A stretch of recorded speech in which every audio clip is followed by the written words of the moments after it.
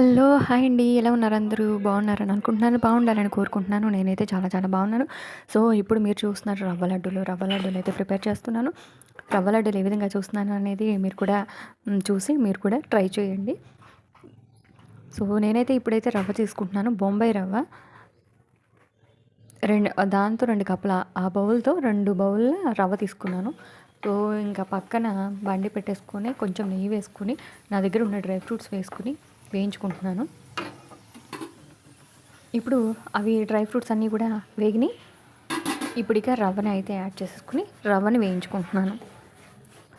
రవ్వ చక్కగా కాస్త కలర్ చేంజ్ అయ్యేంత వరకు, మంచి స్మెల్ వచ్చేంత వరకు వేయించుకోవాలి రవ్వని. సో, రవ్వ వేయించుకునే దాన్ని బట్టే మనకి టేస్ట్ ఉంటుంది. ఇక్కడ వచ్చేసి నేను పాకం పడుతున్నా, పాకం కాదులేండి, పంచదార పాకంలో రవ్వ వేసి లడ్డూలు అయితే తయారు చేసుకుంటాను. ఎందుకు అంటే నెయ్యి ఉంటే మనం చక్కగా నెయ్యిని కలుపుతూ, ఇప్పుడు షుగర్ కూడా వేసేసుకుని నెయ్యి కలుపుకుంటూ చక్కగా లడ్డూలు చుట్టుకోవచ్చు. కానీ నా దగ్గర నెయ్యి లేదు. పాలున్నా కూడా పాలు పోసుకుని పంచదార రవ్వ అలా కూడా లడ్డూలు చేసుకోవచ్చు. కానీ నా దగ్గర పాలు నెయ్యి లేవు.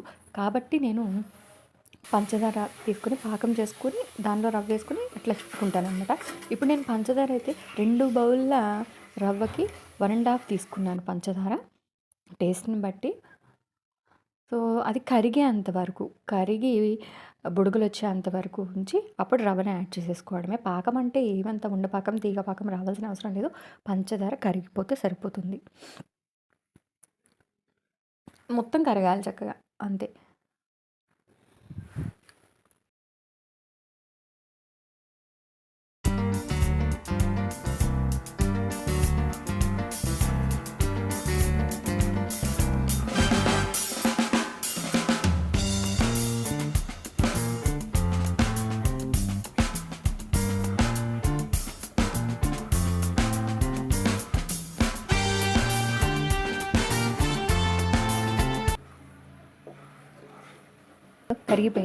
కరిగిపోయి అలా ఆ విధంగా మనకి పొడగలు వస్తున్నాయి కదా, ఆ టైంలో మనం వేయించి పెట్టుకున్నటువంటి రవ్వని యాడ్ చేసేసుకొని తిప్పుతూ ఉండాలన్నమాట. సో, ఉండలు కట్టడం అలాంటిది ఏమి ఉండదు. వేయించి పెట్టుకున్న రవ్వ ఇది పాకం కాబట్టి మనకి ఏం ఉండలు కట్టదనమాట. వెంటనే కలుపుకోవాలి, ఉండలు కడుతుందన్న భయం ఏం అక్కర్లేదు ఇక్కడ. సో, చూసారా, ఇలా ఒక 2 నిమిషాలు ఇలా తిప్పేసి స్టవ్ ఆఫ్ చేసేసేయాలి. ఒక 2 నిమిషాలు ఇలా తిప్పి స్టవ్ ఆఫ్ చేసేస్తే చక్కగా అది కాస్త గోరువెచ్చగా అయ్యేంత వరకు వదిలేసేయాలి దాన్ని. గోరువెచ్చగా, మరీ పూర్తిగా చల్లారిపోయిందంటే మళ్ళీ మనకి లడ్డు చుట్టడానికి రాదు. గుర్తుపెట్టుకోండి ఈ విషయాన్ని. గోరువెచ్చగా ఉన్నప్పుడు చూడండి ఈ విధంగా. ఒకసారి మధ్యలో నేను మళ్ళీ కదిపాను, వచ్చి ఈ విధంగా ఉంది. ఇది ఇంకా కొంచెం పొడిగా అయ్యేంత వరకు ఉండనిచ్చాను అనమాట. చూడండి ఇదే ఇలా అయిన తర్వాత ఇంకా వేడిగా ఉంది, ఇది గోరువెచ్చగా ఉంది. ఆ టైంలో నేను చక్కగా గబగబా చుట్టేస్తున్నాను. చల్లారింది అంటే మనకి ఉండ చుట్టడానికి రాదు. ఆ విషయాన్ని గుర్తుపెట్టుకోండి. కాస్త గోరువెచ్చగా ఉన్నప్పుడే మనం ఆ విధంగా లడ్డూలు అనేవి చుట్టేసుకోవాలి. సో, ఎంతో టేస్టీగా ఉండే రవ్వ లడ్డూలు అయితే రెడీ అయిపోయినాయి. చాలా అంటే చాలా టేస్టీగా ఉన్నాయి, చాలా బాగున్నాయి.